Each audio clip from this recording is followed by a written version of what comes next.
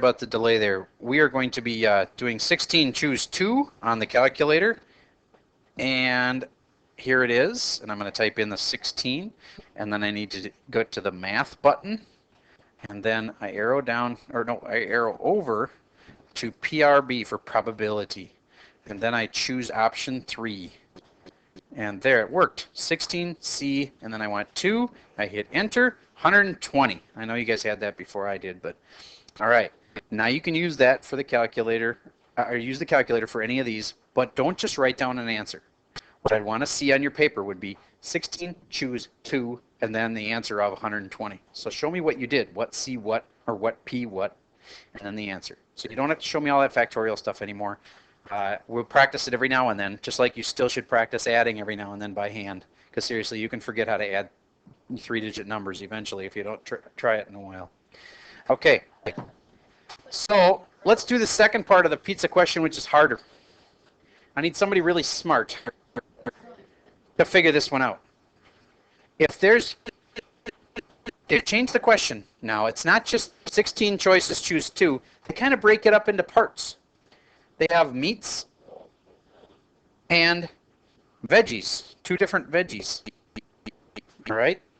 Well, we should break the problem up into parts too. Any thoughts on what we should do? What do you think, Marissa? All right. Let's find all the meats here. Pepperoni, sausage, hamburger, bacon, and anchovies are actually a meat. They're a fish. Yummy. Okay, now we got 1, 2, 3, 4, 5. Am I missing any meats? Okay, so we got 5 meats. Now what? Let's just finish the meat part and actually answer that part. If I have 5 meats, one of those little thingies, yes, I have 5. Choose 2, exactly. Stay with me. Okay, and then over here, I'm going to do the veggies part. Instead of having to count them all and running out of time on my video, let's say that there's 8. Let's say that there's 8, okay? And how many do we pick? 2. So how do I do 8? Choosing 2, I do 8, choose 2. And now here's the hard part. What do I do with them? When problems were or, this or that, I would add them. But on the other hand, when I had choices and I said, like there were 3 people in the race and 3 choices here, 2 choices there, 1 choice there, you multiply choices. So you multiply because these are choices. These are 2 separate choices that you have. Okay, so try to remember that multiplying choices is a good idea. It comes up in the harder stuff too. All right, so the final answer would be 5 choose 2 times 8 choose 2 would give me that one. All right, let's see if you can handle the next couple things here. Cards. You have to understand the deck of cards. There's 52 cards in the deck. And if I'm going to be dealt cards, and I'm going to deal you 5 cards, and then you're going to pick them up all at once, will you even remember what order I gave them to you? No. You're just going to pick them up and you got 5 cards, right? You don't know if you got the ace first or not. You just know that you got 5 cards. So does the order matter?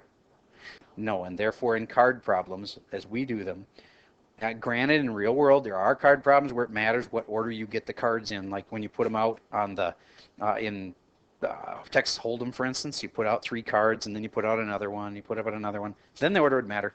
We're going to assume the order does not matter, and therefore what, C or P? C. All right, and I have how many choices? I put that here. 52, and how many of them do I want? 52, choose 5. Try your calculator right now. This would be one that you would not want to try to do by hand.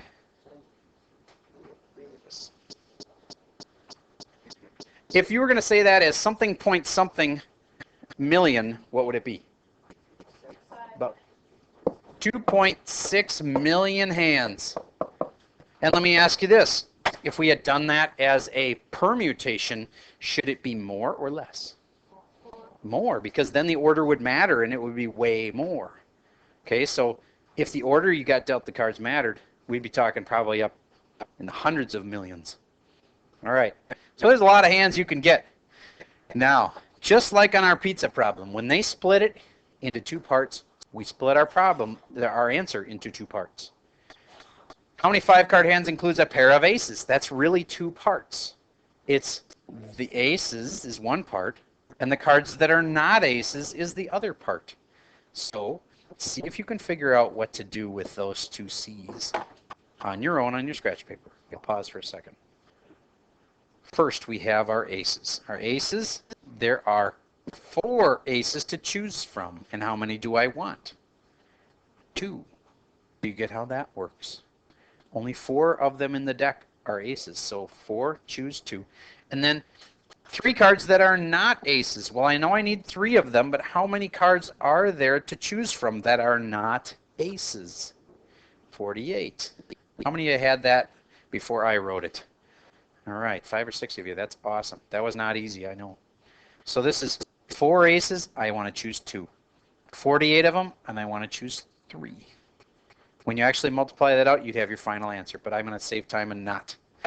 All right, let's move on to this next one. How many 5-card hands include 3 hearts and 2 black cards? It broke it up in 2 parts. You break it up in 2 parts. I'm hoping for more than 5 people this time. All right, that little hint that I gave you about the black being half the deck. Let's talk about the hearts first, though. 3 hearts. So what should I put here for my first set of choices? I have 13 hearts, and I'm going to choose 3. And how many black cards are there? 26, and I'm going to choose 2. All right. Multiply those together, and you'd have it. All right, this last one is how many 5-card hands include exactly 3 queens? Well, that means it has 3 queens and what? 2 other cards. Good. Set that one up.